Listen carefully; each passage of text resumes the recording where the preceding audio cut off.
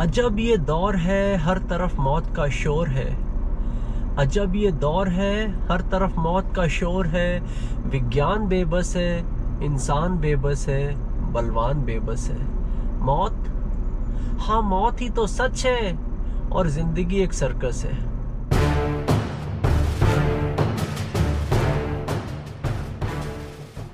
नमस्कार, सत श्री अकाल, सलाम वालेकुम। मैं आवारा परिंदा आप सभी खूबसूरत लोगों का स्वागत करता हूं अपने इस YouTube चैनल पे।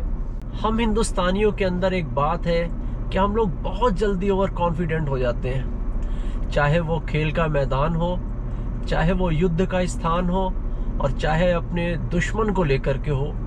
ऐसा ही एक दुश्मन जिसने पूरी दुनिया में आतंक मचा रखा है, और उस दुश्मन को लेकर भी हम इतने ओवर कॉन्फिडेंट हो गए थे कि हमें उसका बहुत बड़ा खामियाजा भुगतना पड़ा सिर्फ इस ओवर कॉन्फिडेंट की वजह से।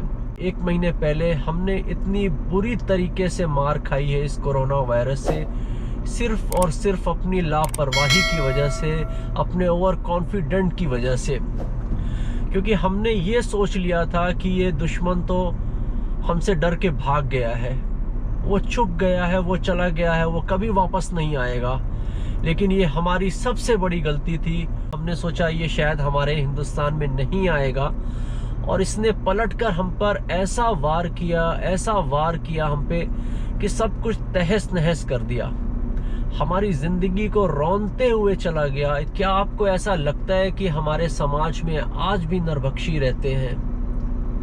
नरभक्षियों के बारे में ऐसा सुना जाता है कि वो इंसानों को ही खा जाते हैं, और ऐसा ही कुछ देखने को मिला है हमारे समाज में अभी। जब हमारे पूरे इस देश में इतना बड़ा संकट आया था, जिस संकट में हम सबको एक साथ चल के इसका मुकाबला करना था, उस संकट का कुछ नरभक्षियों ने इतना फायदा उठाया। आप यकीन माने कि इतना नंगा नाच हुआ है इस समाज में। लोगों ने अपनों को ही लूटा है, इंसानों को ही खाया है।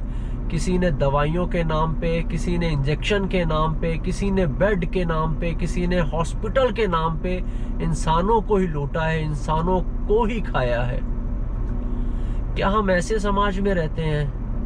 हम किस समाज में रहते हैं कि इंसान ही इंसान को खा रहा है? और उस हालात में कि जब परिवार के परिवार उजड़ रहे हैं, लोगों की जिंदगियां खत्म हो गई हैं, बच्चे अनाथ हो गए हैं, जिस संकट में हम सबको मिल करके उनका साथ देना चाहिए था। अब आप यूं समझ लें कि जो हमारी जिंदगी है ना, ये एक मौत के कुएं जैसी हो गई है। मौत का कोई भरोसा नहीं, कब आकर के आपको अपनी आगोश में ले ले। ये बीमारी साली ऐसी कि पता नहीं कहाँ से आई है, कब जाएगी, कब खत्म होगी। पहली लहर, दूसरी लहर, अब सुनाई पड़ रहा है कि ये तीसरी लहर भी आएगी। पहली लहर में हमने अपनों को खोया, दूसरी लहर में भी हमने अपनों को खोया, तीसरी लहर पता नहीं क्या तबाही मचाएगी। ये तो उस खुदा को ही पता है कि क्या होने वाला है हम इंसानों के साथ। ये बिल्कुल वैसा ही था जैसा कि तूफान आने से पहले खामोशी होती है ना। आप यकीन माने, ये बिल्कुल वैसी ही खामोशी थी। हम सब ने ये सोच लिया था कि अब ये ख़त्म हो गया, वापस चला गया है। लेकिन इस खामोशी का मतलब कुछ और ही था। इस खामोशी का मतलब वो तबाही था, वो दर्दनाक हादसे थे जो ज़िंदगी भर कभी भी नहीं भूल सकेंगे वो परिवार जिनके साथ ये हादसा हुआ है। ऐसा जख्म देके गया है हम सबको ये जख्म समय के साथ भी नहीं भरेगा। लोग कहते हैं ना कि समय के साथ, टाइम के साथ हर जख्म भर जाता है, लेकिन ये वो जख्म है जो कभी भी नहीं भरेगा।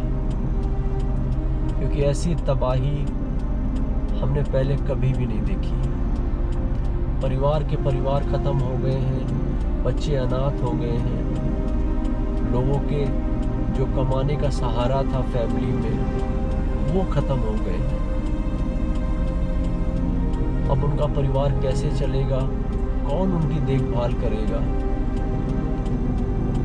बहुत दर्दनाक हादसा है ये। जिसने अपनों को खोया है, खाली उसे इस दर्द का एहसास है।